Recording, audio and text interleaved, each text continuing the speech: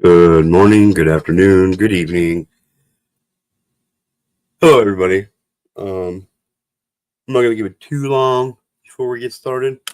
I'm going to give it a little bit of time, let some people show up in here before we get started. Yeah.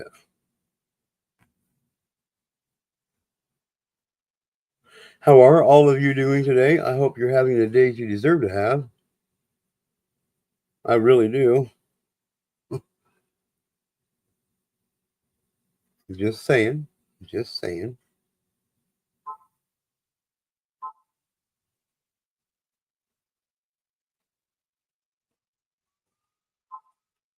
Right.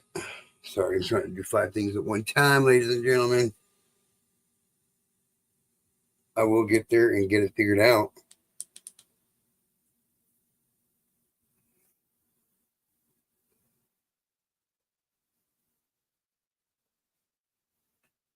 We'll pop over here real quick. Jump out of here. Jump out of her.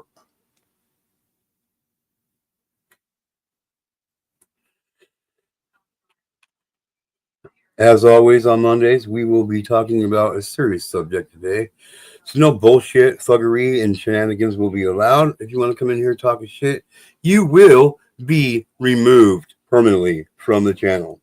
I'm just letting you know that right now. Moderators know what their jobs are, and it's serious day to day. So I suggest you take it serious or just get the hell on out because we don't got room for you. We don't got time for you. We don't need you. What's up, BP's Corner? What's up, Charlie Sending Love? How are you today, sweetheart? It's kind of like deja vu. It's almost like I just see. Oh, crazy, Brad. It's almost like I just like it's like deja vu. Kind of weird. What's up, Ottawa? What's up, Racing Stars? Yeah. Let me do a couple more things here, and then we will get going.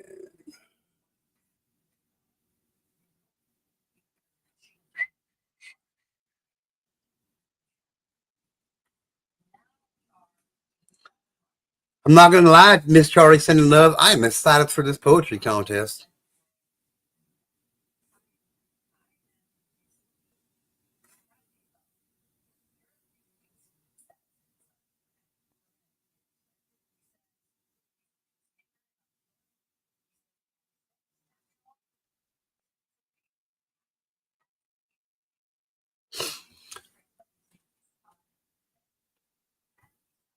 Right?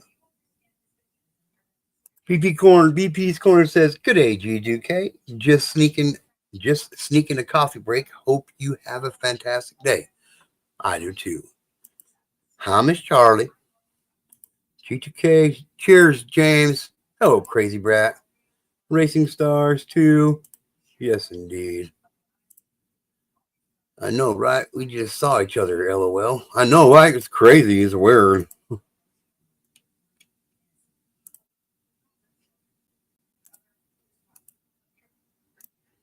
All right. Well, we're gonna jump into it now, ladies and gentlemen. I'm gonna turn my shiny face on.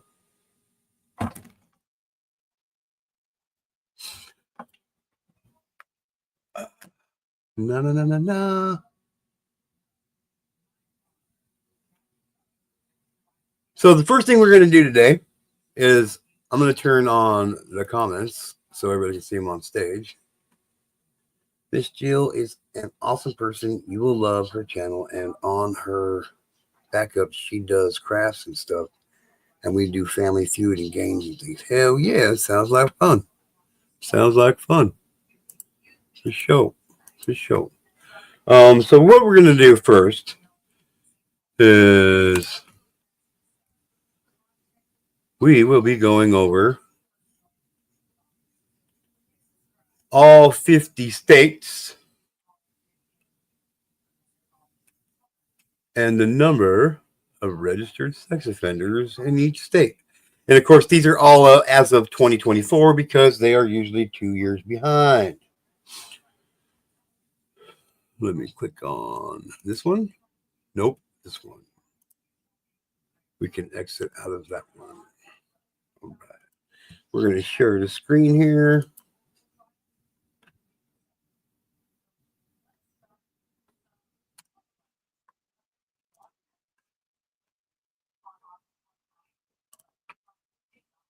Let me make that a little bigger. I guess we can get my face off here. We'll just go full screen with this one. Indeed, indeed.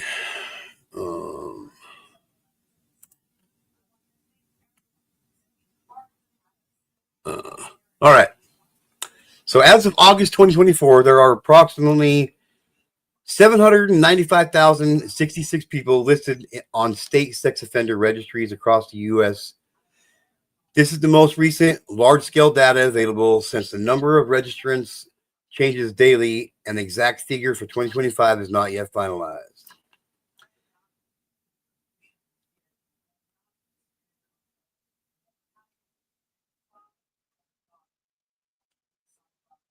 I'm not going to go over that. We're just going to get into the numbers.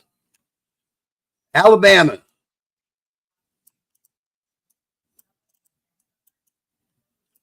Huh? 9,630, Alabama. Alaska, 3,477 registered sex offenders. Arizona, 10,280. Arkansas, 19,323. California, 60,615.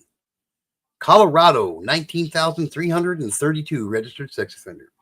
Connecticut, 4,492 registered sex offenders in Connecticut.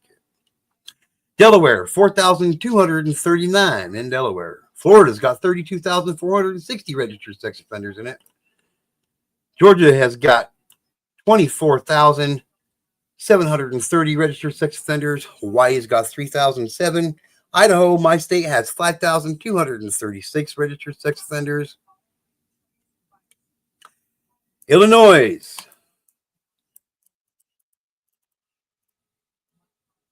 34,056 registered sex offender. Indiana, 11,226 registered sex offenders. Iowa, 6,731 registered sex offenders. Kansas, 11,083 registered sex offenders. Kentucky, 9,716.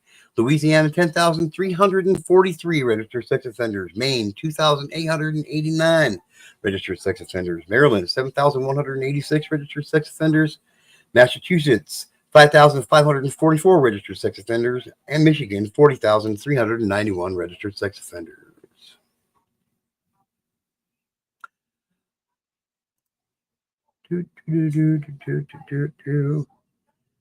Oh, it gets better, I'm telling you.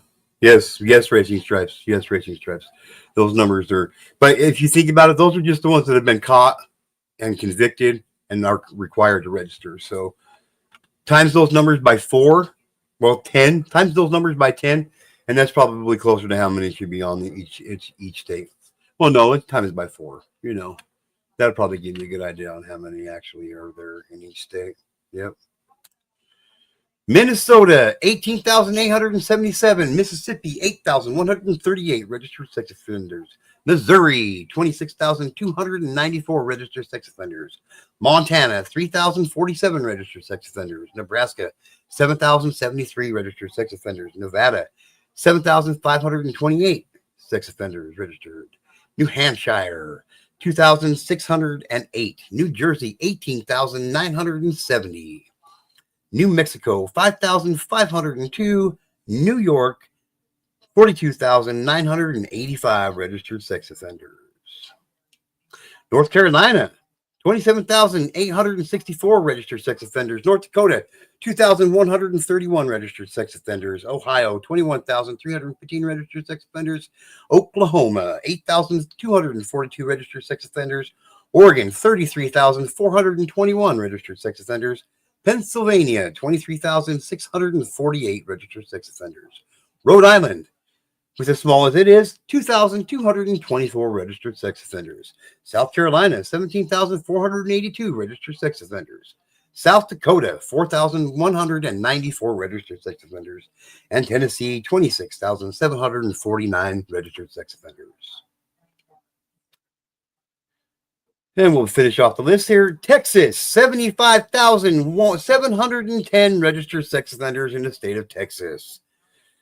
Utah, 9,022 registered sex offenders. Vermont, 1,257 registered sex offenders. Virginia, 29,202 registered sex offenders. Washington State, 17,576 registered sex offenders. West Virginia, 6,352 registered sex offenders. Wisconsin, 26,972 registered sex offenders. Washington, 2,400, or Wyoming, 2,431 registered sex offenders. And the District of Columbia, 1,096 registered sex offenders. It says, please keep in mind, these estimates can change daily as individuals are added or removed from the registry, which we don't like the sound of that. There we go. How about them apples, ladies and gentlemen? How about them apples, ladies and gentlemen? Let those numbers sink in for a minute, right? Mm-hmm. Yeah. Yeah. Crazy shit. What's up, Spooky Events?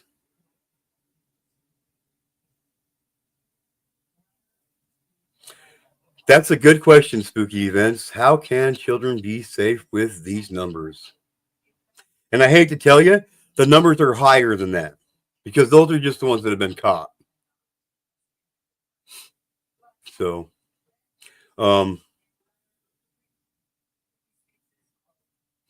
yeah, holy wow, disturbing. Yeah, it is disturbing. Mm-hmm. Remember, these aren't these guys in creeper vans and all that. They're teachers and cops and lawyers and judges and politicians and priests and doctors and your physician. It's everybody, man. They're all over the place. Yep. What's sad is we don't know how many more think and do things that aren't caught. Exactly, Charlie Sending Love. Exactly. Racing stars. That is what's up, Ty Sport. That is my opinion as well. Once you're on that red, I can't like. I don't get. I don't. There's not a special list I can sign up for and just be like, okay, I get to only be a victim for 10 years, and then after that 10 years is up, I'm no longer a victim, and all that pain goes. No, there's no list for that. You're right. You're right. I'm getting there. You're right. You're right, Carol. You're right. You're right. Once on it, always on it. Yep, that's what I agree. Agreed, Racing Stars. Carol says, these numbers do not include illegals with records or Muslims who marry 9-year-olds. You're absolutely right. These are just the ones that have been caught for a criminal charge. You are correct, Carol. For sure.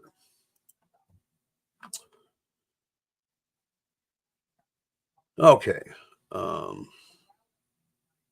We'll kill this page. And then we'll present this page.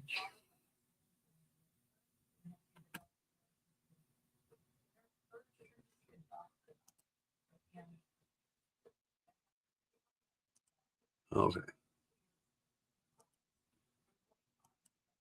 Share. Okay. If you all need me to make this bigger, just let me know and I will increase the size of it. Hell with it. I'll just do it anyway. Why not? Okay, so what we have here, as you can see, let me turn this off for a minute. What you have here, U.S. Department of Justice, Office of the Attorney General, the National Guidelines for Sex Offender Registration and Notification. This is how outdated it is. Proposed guidelines as of May 2007. So it's pretty close to being an update. Okay. Terminology, minimum national standards, retroactivity, automation, electronic databases and software, implementations, covered jurisdictions, covered sex offenses. Now, this is the National Sex Offender Registry, so this is the federal one, okay? Convictions, generally, foreign convictions, sex offenders generally, specified offenses against minors, protected witnesses. What? Classes of sex offenders, required registration information, disclosed and sharing information, sex offender website, community notification, and targeted disclosures. Where registration is required. Intel registration, keeping the registration current. Changes of names, residence, employment, or school attendance. Changes in other registration information. International travel, verification appearance requirements, duration of registration. Here we go. Duration of registration and enforcement of registration requirements. Let's go to those ones. We'll get to the introduction first, okay? I gotta grab some Mr. King on. I got cotton mouth real bad.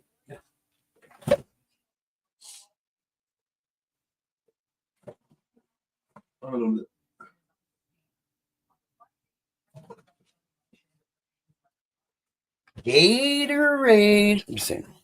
Just saying. Put my glasses back on.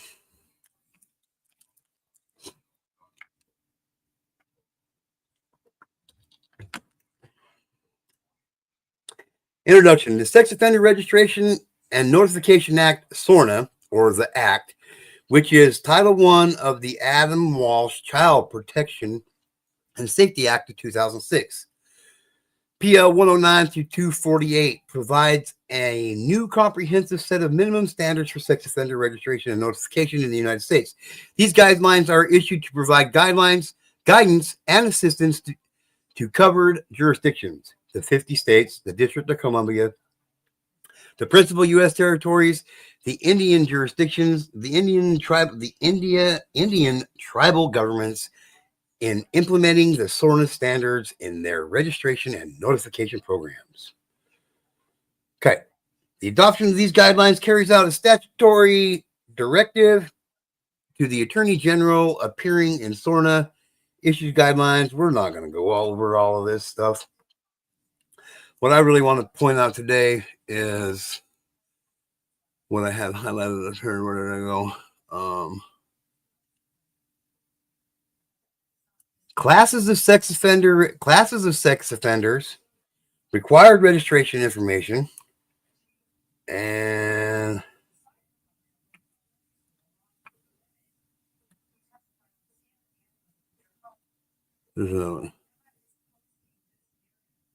right here, yes.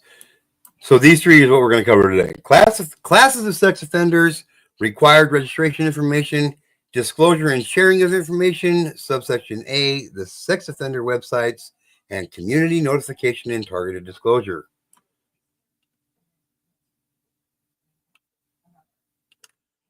And these last two, duration of registration and enforcement of registration requirements.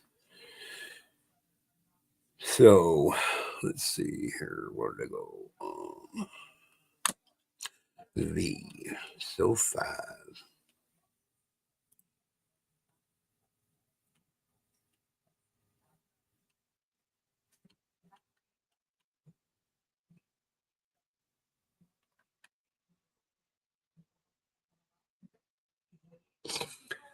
SORNA establishes a national baseline for sex offender registration and notification programs. In other words, the Act generally constitutes a set of minimum national standards and sets a floor, not a ceiling, for jurisdictionations programs.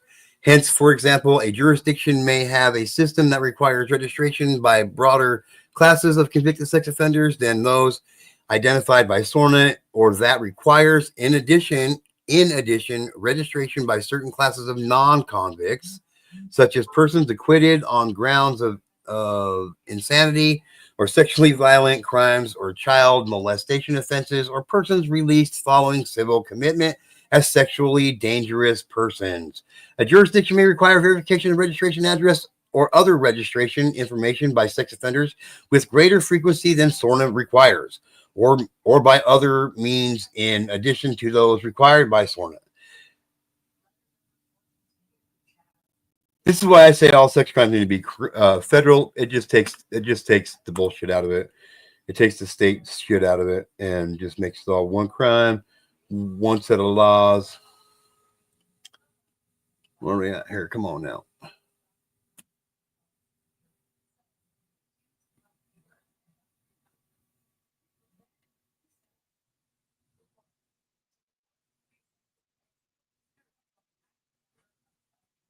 Oh, get out of here, dude.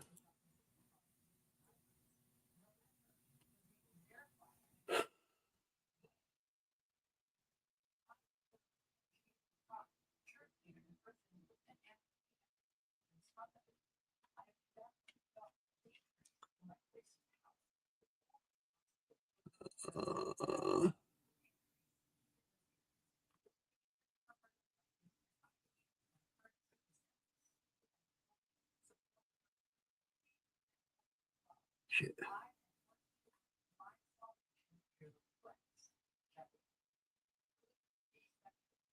Okay.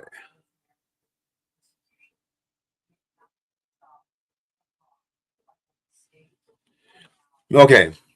Okay, my bad. Let me catch the chat up real quick. We'll get back to this.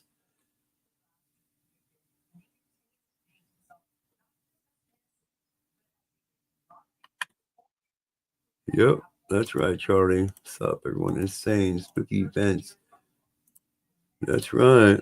Holy cow. Heaven help us. Good morning, Ty Spork. What's on it, always on it. I already went over these. What's up, Miss Gothy? So you see here, it says minimum national standards. SORNA establishes a national baseline for sex offender registration and notification programs. In other words, the Act generally constitutes a set minimum national standards and sets a floor, not a ceiling, for jurisdictions programs. Hence, for example, a jurisdiction may have a system that requires, I just read this, where was I at? Okay. In addition, registration by certain classes of non-convicts, such as persons acquitted on grounds of insanity or sexually violent crimes, or child molestation offenses of persons released following civil commitment of sexually dangerous persons. A jurisdiction may require verification of a registered address or other registration information by sex offenders with greater frequency than SORNA requires, or by other means in addition to those required by SORNA. Example, though, through the use of mailed address verification forms in addition to in-person appearances. So what that's saying right there is they got they do it. They got to stay current with the smart office 4 times a year. 3 of those times each year, they just mail a letter to the house of the offender and they just sign it and mail it back to him and say, yes, I still live here. And one more time, once a year, they got to go in and get their picture updated. So that's what they mean by that. A jurisdiction may require sex offenders to register for longer periods than those required by the SORNA standards. A jurisdiction may require that changes in registration information be reported by registrants on a more stringent basis than the SORNA minimum standards. Example, requiring the changes of residence be reported before the sex offender moves rather than within 3 business days following the move. A jurisdiction may extend website posting to broader classes of registrants than SORNA requires and may post more information concerning registrants than SORNA and these guidelines require. It's just messed up. Such measures, which encompass the SORNA baseline of sex offender registration and notification requirements, but go beyond them, generally have no negative implication concerning jurisdictions. Implementation of the compliance of SORNA.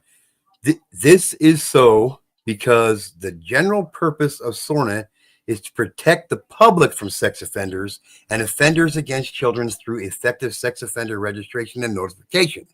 And it is not intended to preclude or limit jurisdictions' direction to adopt more extensive or additional registration and notification requirements to that end.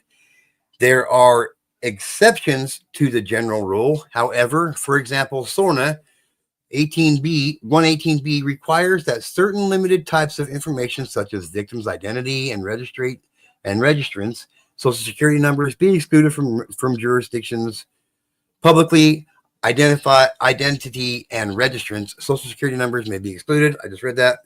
Accessible sex offender websites, as discussed in Part 7 of these guidelines, and most other respects jurisdiction direction to go further than the SORNA minimum is not limited.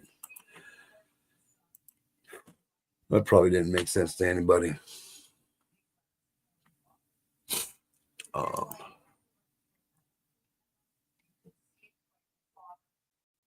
The applicability of the SORNA requirements is not limited to sex offenders whose predicate sex offense convictions occur following a jurisdiction's implementation of a conforming registration program. Rather, SORNA's requirements apply to all sex offenders, including those whose convictions predate the enactment of the Act. The Attorney General has so provided in 28 CFR Part 72, pursuant to the authority under SORNA 113D to specify the acceptability of the requirements of SORNA to sex offenders convicted before the enactment of this Act or its implementation in a particular jurisdiction.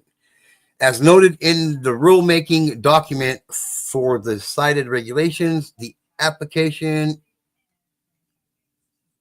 of the SORNA standards to sex offenders whose convictions predate SORNA creates no ex post facto problem, because the SORNA sex offender registration and notification requirements are intended to be non-punitive regulatory measures adopted for public safety purposes, and hence may validity be applied and enforced by criminal sanctions against sex offenders whose predicate convictions occurred prior to the creation of the requirements. Okay.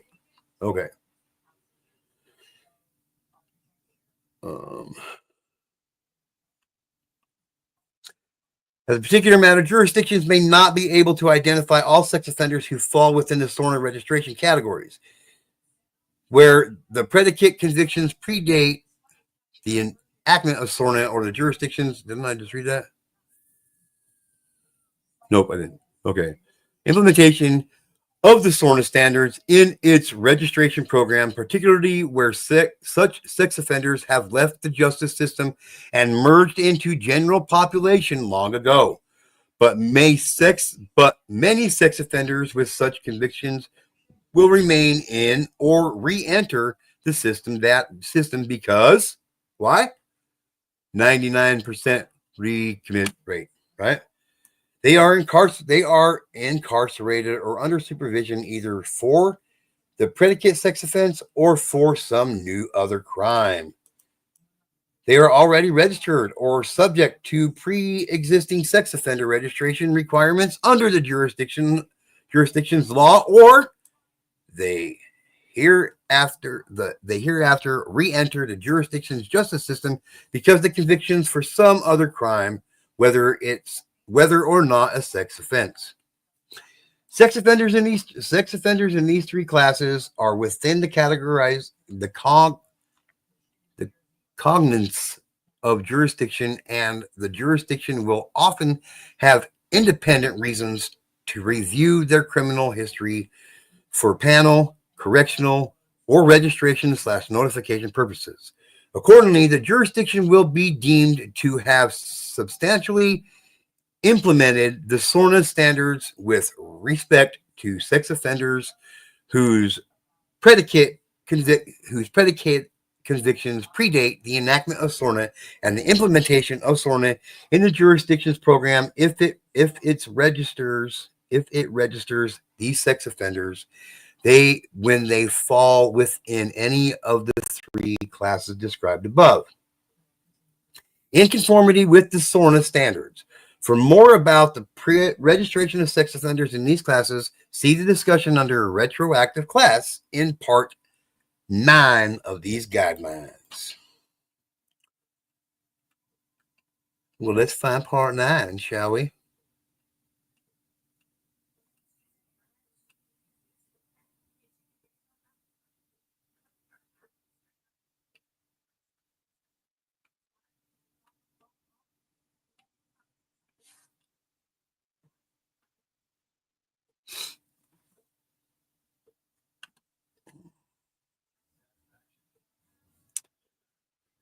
I think we should read this right here.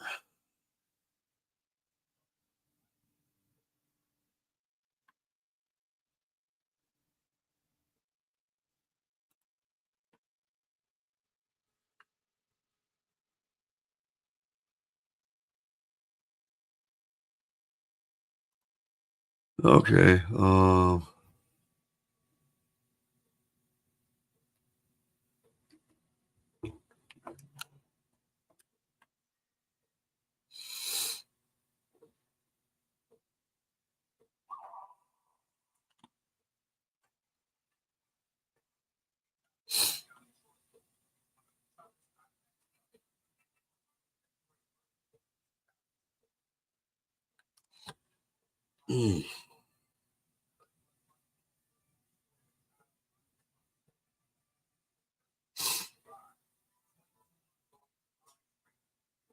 You know what? How about this? I'm just gonna pop on here and do a couple more things real quick.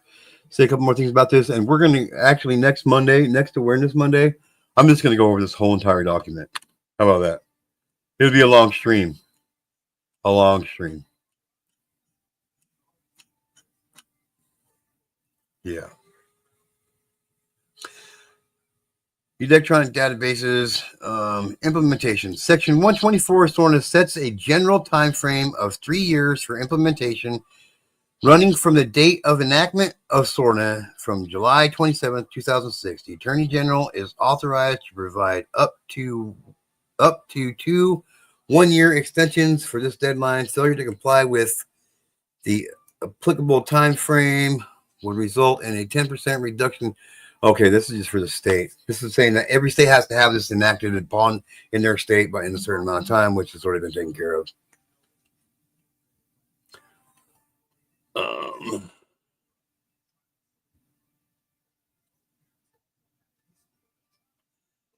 The substantial compliance standard also contemplates that there is some latitude to approve a jurisdiction's implementation efforts.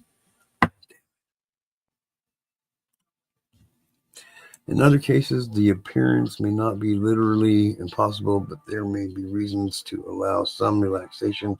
The requirements. This is not what I wanted.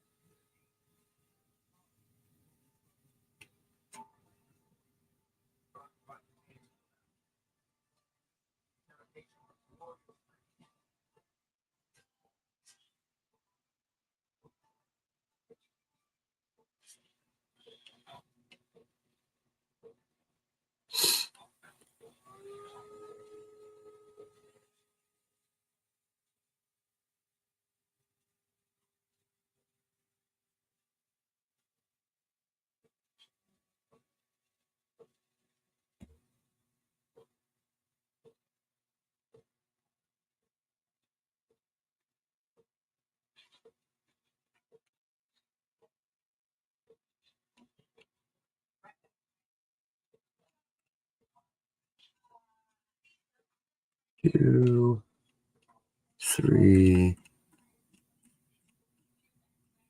4, 6, no, 5. Classes of sex offenders. Section 11, subsection 2-4 of SORNA defines 3 tiers of sex offenders. The tier classifications have implications in 3 areas. Under section 115, required duration of registration depends primarily on the tier Under Section 116, requires frequency of in-person appearances by sex offenders to verify registration information depends on their tier. Under Section 118, subsection C-1, information about Tier 1 sex offenders convicted of offenses other than specified offenses against a minor may be exempted from website disclosure.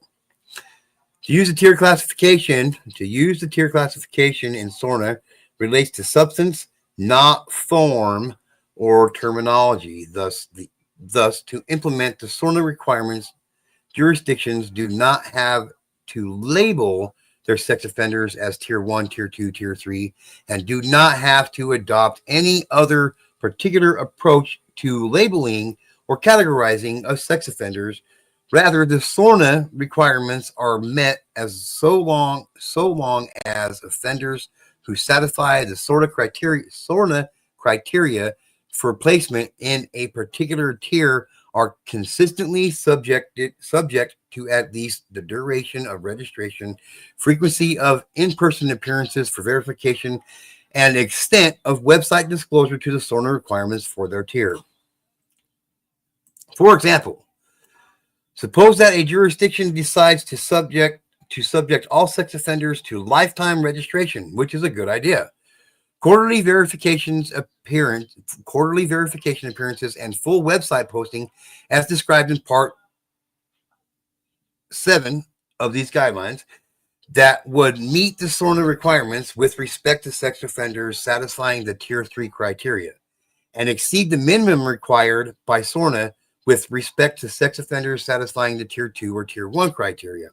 Hence, such a jurisdiction should be able to implement the SORNA requirements with respect to all offenders without labeling or categorizing and without having to assess individual registrants against the tier criteria in the SORNA definitions. Likewise, any other approach a jurisdiction may devise is acceptable if it ensures that sex offenders satisfying the criteria for such SORNA tier are subject to duration of registration, appearance frequency, and website disclosure requirements that meet the SORNA requirements for that tier. It's just all bumble jumbo. It's just all a bunch of bullshit. There shouldn't be levels. It shouldn't be all this shit. It shouldn't be all this shit. It really shouldn't. This shit pisses me off, man. Turning to specific tier definitions, SORNA defines Tier 1 sex offenders to mean a sex offender other than Tier 2 or Tier 3 sex offender.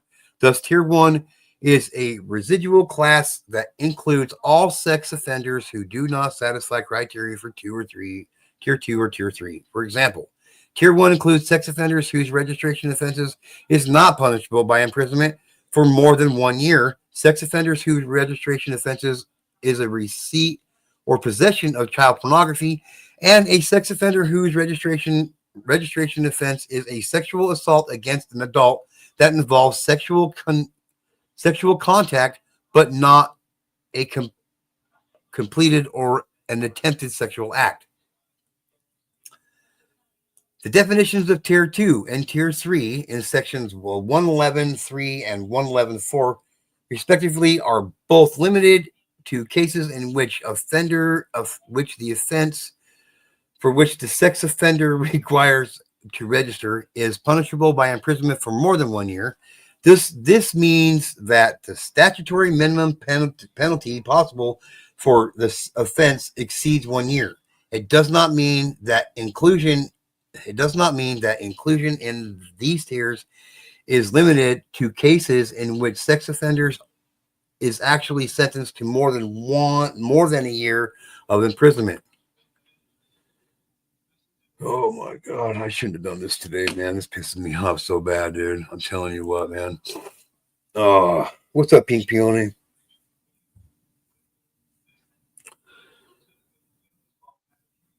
I appreciate it, Pink Peony. Yeah.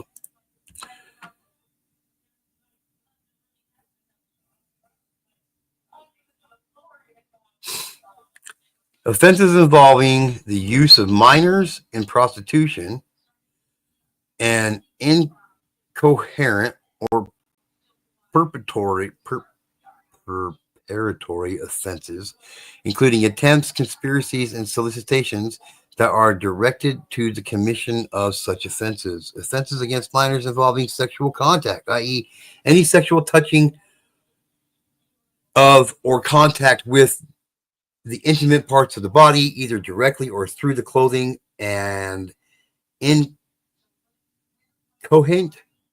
or preparatory offenses, including attempts, conspiracies, and solicitations, are directed at to the commissions of such offenses. Offenses involving use of a minor of sexual performance.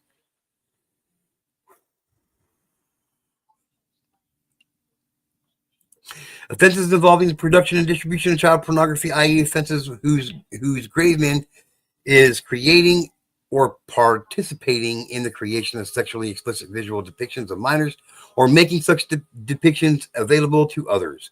Hence, jurisdictions can implement the relevant SORNA requirements by according tier 2 treatment to sex offenders convicted of offenses of these four types. The sex offenders who must be treated are not limited to those who must be treated are not limited to those convicted of offenses of these types whose elements require that the victim be below a certain age, but rather include as well those convicted of more generally defined offenses that may be committed against either adult or child victims in cases in which the victim was in fact below the age of 18. For example, in a case in which the sex offender was convicted of a generally defined sexual contact offense whose element included non-specific as to victim age. Tier 2 treatment is required if the victim was in fact below 18. In correspondence, see, this is what I'm talking about. This is what I'm talking about. If you sexually abuse a child, you should go to prison for the rest of your fucking life as an adult. Period. Period. It doesn't need to be. It doesn't need to be all these classifications, all these different things, and all this shit. It's simple. You sexually abuse a child, you're an adult. You're going to prison for the rest of your fucking life. Period. Period. That's honestly how I feel about it.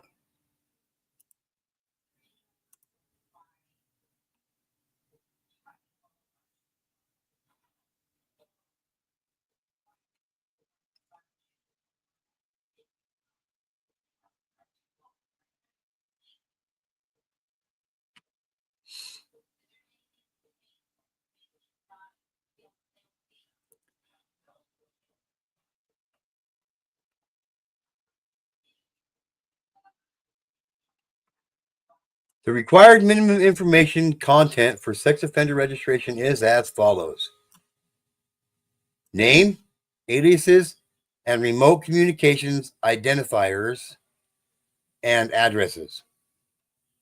Yeah. Names and aliases. Yeah, that's it. That's it.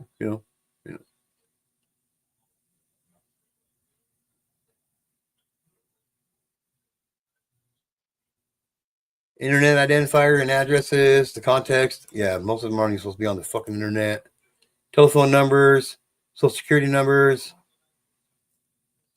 residence lodging, other resident information. Sex offenders who lack fixed abodes are nevertheless required to register in the jurisdiction in which they reside.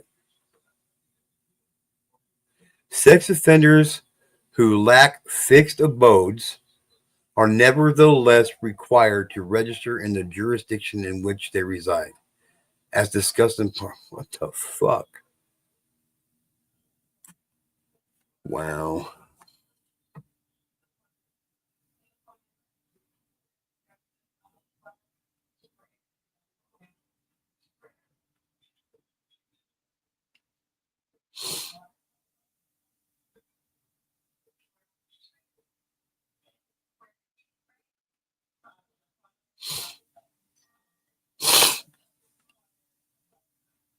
Yeah, we'll go over this next week, guys and gals.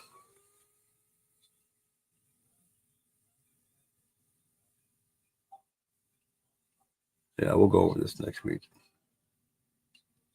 for sure.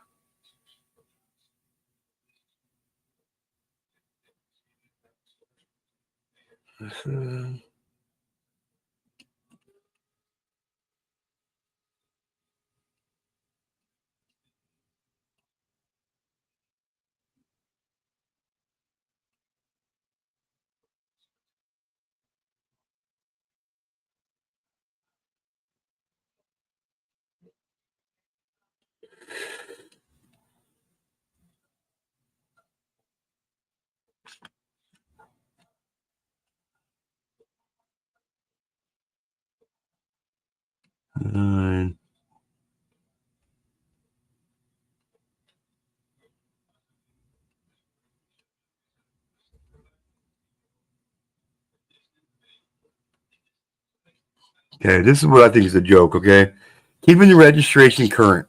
Okay, there are a number of provisions in SORNA that are designed to ensure that changes in registration information are promptly reported, and that registration information is kept fully up to date in all jurisdictions in which the sex offender is required to register.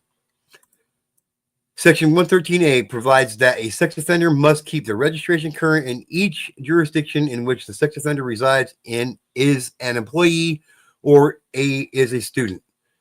Section 113C provides that a sex offender must not later than 3 business days after each change of name, residence, employment, and student status appear in person in at least one jurisdiction in which the sex offender is required to register and inform that jurisdiction of all changes in the information required for that sex offender in the sex offender registry. It further provides that the information must immediately be provided to all other jurisdictions in which the sex offender is required to register. Okay, now why this is relevant to me, my wife, is for this, okay? This is an absolute joke, okay? Just because that's what they say. Like, the person who abused me, what's up, Jack? What's up? Well, the thing is, the person who abused me and the person who abused my wife were both, what do they call them? No. Non-compliant. They were both non-compliant for over a year apiece. Well, we knew where they lived, and we called the police there, and they laughed in our fucking face. They're like, well, we don't have the manpower to go arrest them. We don't have the time to do that. They laughed at me. So even though that like these sex offenders know that even when they go non-compliant, they're not going to get busted anytime soon.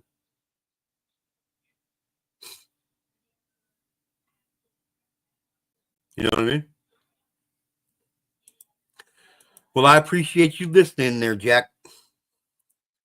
Or should I say KY? What's up, ATS?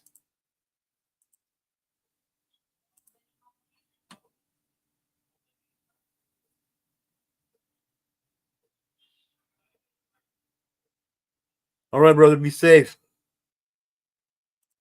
Be safe.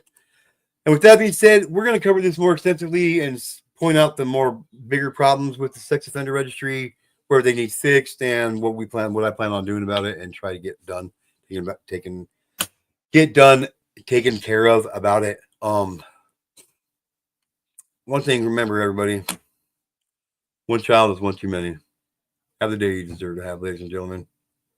I got to get my ass to work.